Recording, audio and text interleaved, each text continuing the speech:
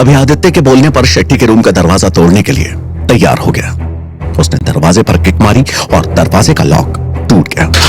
वो जैसे ही अंदर पहुंचा, सामने का नजारा देखकर हैरान रह गया। वहां सब कुछ तहस नहस हो रखा था। हर चीज इधर से उधर बिखरी हुई थी और इधर उधर बिखरा खून देखकर अभी की आंखें छोटी हो गई। उसने शेट्टी का नाम लेकर उसे पुकारा, शेट्टी, तुम कहां हो? शेट्टी! अभी ने कुछ सोचकर अपनी पॉकेट से गन निकाल ली और अंदर की तरफ जाकर देखा। देखो, अब छुपने का कोई फायदा नहीं है। बेहतर यह होगा कि तुम खुद ही बाहर आ जाओ, वरना अंजाम अच्छा नहीं होगा। अगर मुझे तुम्हें ढूंढने की जरूरत पड़ी तो तुम मेरे हाथों बचोगे नहीं। शेट्टी! शेट्टी!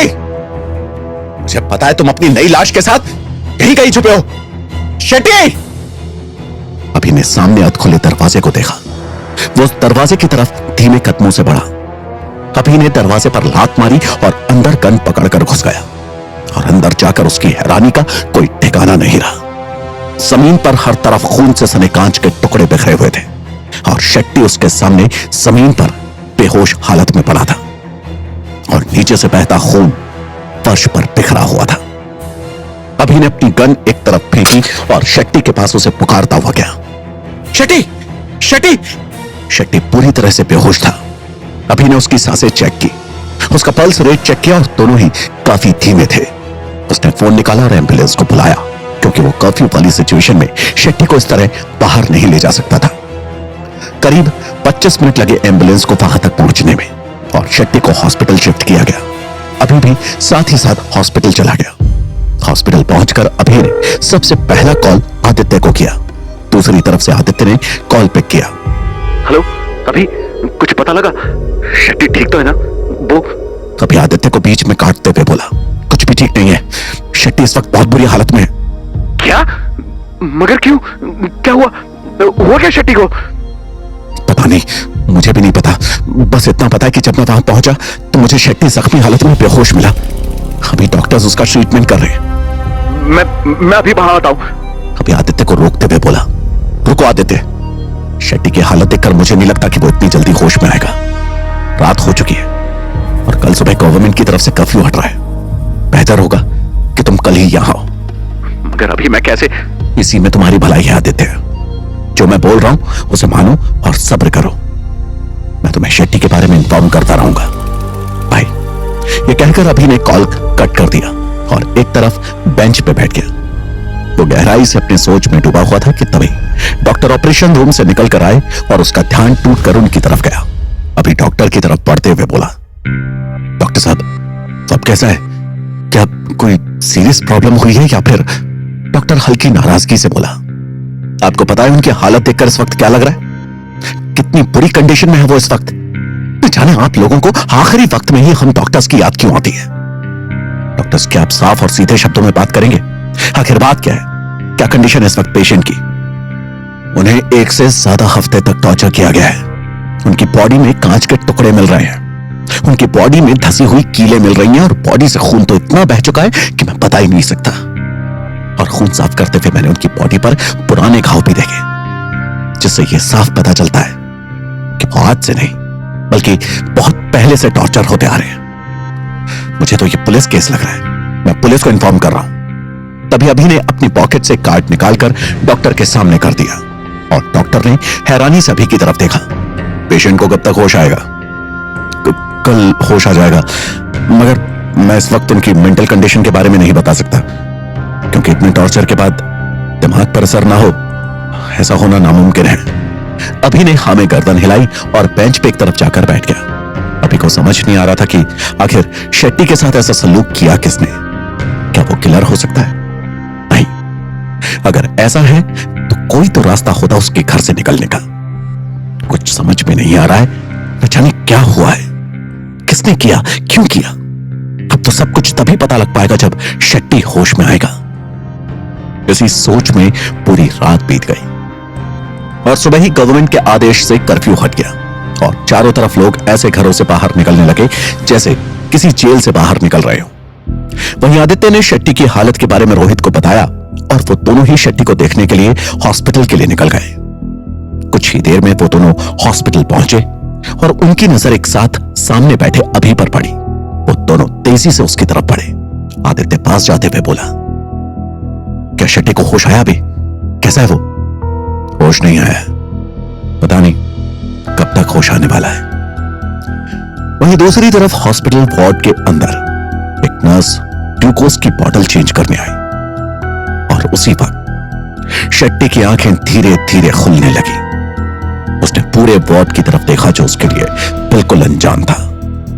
जैसे ही उसकी नजर उस नर्स पर पड़ी, उसकी आंखों में एक अलग सी चमक आ गई। वो धीमे से बेड से उठा, अपने हाथ से आईवी ड्रिप को अलग करके साइड टेबल में रखी ट्रे से एक सिजर को उठा लिया। नर्स इस वक्त उसकी तरफ पीठ करके खड़ी थी। इसी वजह से उसे एहसास ही नहीं हुआ कि उसके पीछे आखिर चल क्या रहा है।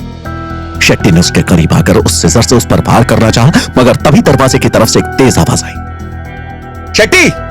आवाज सुनकर शेट्टी को तो कोई फर्क नहीं पड़ा, मगर नर्स हड़बड़ी में पलटी और उसे शेट्टी यूं हाथ में सिजर थामे देखा तो वो डर से 2 कदम पीछे हट गई। शेट्टी उस पर वार करने के लिए आगे बढ़ा, मगर पीछे से शेट्टी का किसी ने हाथ पकड़ लिया।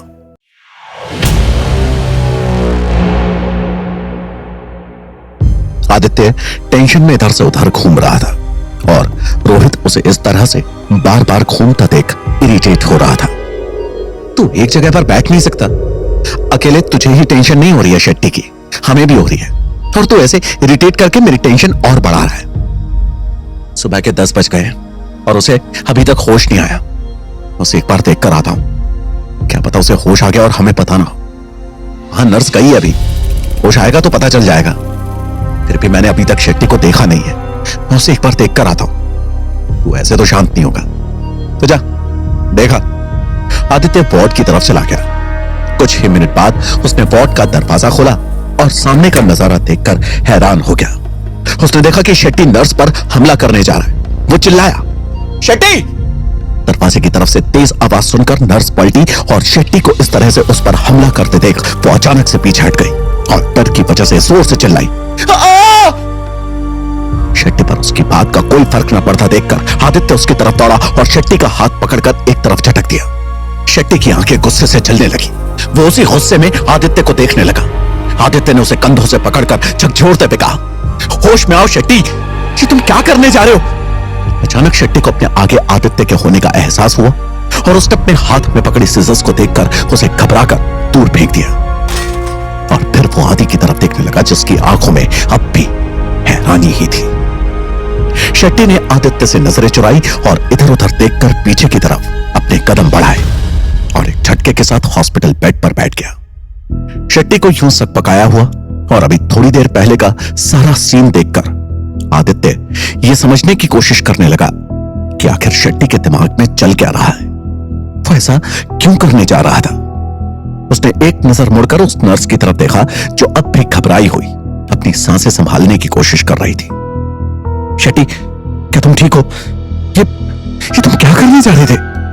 शेट्टी ने आदि का सवाल सुनकर अपना सर पकड़ लिया और बड़ी लाचारी से बोला, मुझे नहीं पता आदि, मैं क्या करने जा रहा था, क्यों करने जा रहा था, मुझे कुछ नहीं पता।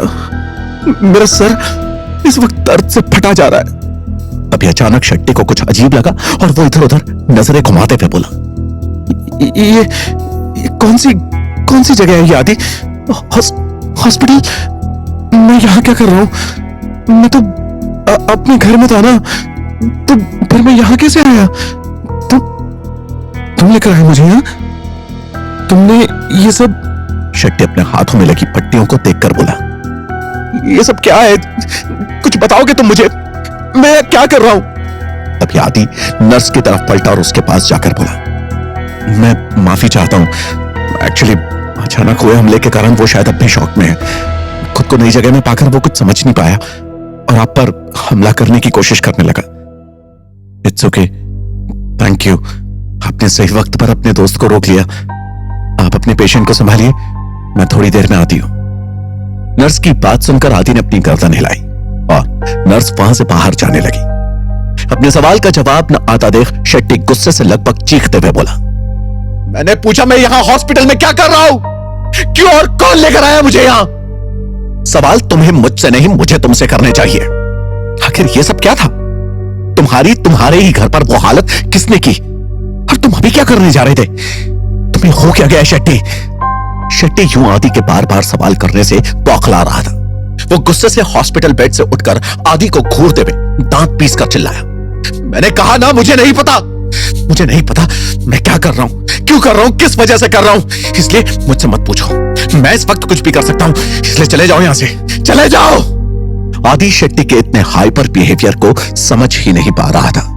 शेट्टी आदि को घूरते हुए उसकी तरफ बढ़ा और बोला, मगर जाने से पहले मुझे जवाब दो कि मुझे यहां कौन लेकर आया, किसने हाथ लगाया मुझे? आदि घबराकर अपने कदम पीछे की तरफ ले जाने लगा। शेट्टी, तुम मुझे यहां कौन लेकर आया? आदि जवाब दो, वरना मुझसे बुरा कोई नहीं होगा। जवाब चाहिए मुझे। ये पूछते हुए शेट्टी की सांसें तेज होने लगी थी। शेट्टी, काम डाउन, तुम ओवर रिएक्ट कर रहे हो। शेट्टी ने कसकर अपनी मुट्ठियां भींच ली, जैसे वो खुद को यही रोकना चाह रहा हो, मगर न जाने क्यों वो खुद को रोक ही नहीं पा रहा था। उसकी सांसें धीरे धीरे और ज्यादा तेज होने लगी और उसकी आंखें लाल होने लगी, जैसे उन आंखों में खून उतर आया हो। उसका हाथ खुद ब खुद टेबल में रखी ट्रे की तरफ जाने लगा, मगर इससे पहले कि वो आदि पर हमला करने के लिए कुछ उठा पाता, उसे पीछे से अपनी गर्दन में कुछ चुभता हुआ सा महसूस हुआ और उसकी आंखों के आगे अंधेरापन छाने लगा। वो पीछे पलटकर कुछ देख पाता उससे पहले ही वो बेहोश हो गया। आदि ने आगे बढ़कर शेट्टी को संभाला और नजर उठाकर सामने की तरफ देखा। अभी ये क्या किया तुमने? अभी अपने स्पेक्स को ठीक करते हुए बोला, ज्यादा कुछ नहीं, बस बेहोश किया है इसे। मगर क्यों? वो सब छोड़ो, मुझे ये बताओ कि क्या शेट्टी ने इससे पहले कभी इतना वियर्ड बिहेव किया है? मतलब क्या वो कभी इतना हाइपर हुआ है? नहीं, बिल्कुल नहीं। शेट्टी तो बहुत शांत, बहुत ज्यादा शांत इंसान है। वो बहुत कम बोलता है, पता नहीं उसे क्या हो गया है। शायद ये शेट्टी की हालत की वजह से है। तुम इसे संभालो, मैं आता हूं। मगर तुम यहां क्यों आए और तुम्हें कैसे पता कि शेट्टी हाइपर हो रहा है? नर्स ने बताया। ये कहकर अभी वहां से चला गया। अभी वहां से सीधा डॉक्टर के कैबिन की ओर चल पड़ा। वहीं आदि उसके जाते ही बड़बड़ाया, शेट्टी से ज्यादा अजीब मुझे अभी लगता है कभी कभी। ये कहकर आदि शेट्टी को वार्ड के बेड पर आराम करने के लिए छोड़कर बाहर आया और उसे वहां पर रोहित बेंच पर बैठा हुआ देखा। रोहित आदि को देखकर खड़ा हुआ और उसके पास जाकर बोला, कुछ पता लगा कि उसे होश कब तक आएगा? कैसा है वो? आदि हल्की हैरानी से बोला, उसे तो होश आ गया। नर्स ने थोड़ी देर पहले ही तो यहां आकर बताया था। नहीं, नर्स तो सीधा यहां से चली गई थी। लेकिन अभी तो रोहित उसकी बात पूरी होने से पहले ही बोल पड़ा, अभी वो बैटरी तो तुम्हारे पीछे पीछे वहीं गया था। आदि बड़बड़ाकर बोला, इसका मतलब अभी ने वो सब अपनी आंखों से देखा था, मगर फिर उसने झूठ क्यों बोला? रोहित ने आदि को बड़बड़ाते हुए सुन लिया और हैरानी से बोला, ऐसा क्या हुआ था वार्ड के अंदर और क्या झूठ बोला अभी ने?